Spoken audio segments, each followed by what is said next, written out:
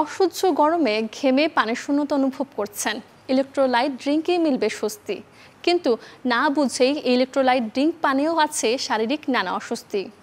নিজে নিজে অতিরিক্ত পরিমাণে বা অহেতুক বেশি পরিমাণে যেটির প্রয়োজন নাই অপ্রয়োজনে খাওয়া, এটি একেবারেই অর্থহীন।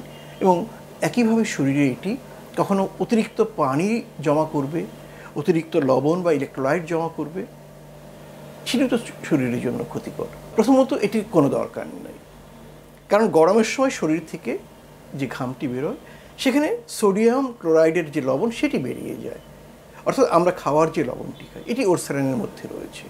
অথবা কেউ যদি পানির সাথে একটু লবণ গুলিয়ে খায় তাতেও এটা হয়ে যায়। আর ইলেকট্রোলাইট এর মধ্যে আরও অনেক কিছু যুক্ত থাকে স্বাদ বাড়ানোর জন্য, রং বাড়ানোর জন্য, যেটি শরীরের জন্য অপ্রয়োজনীয়।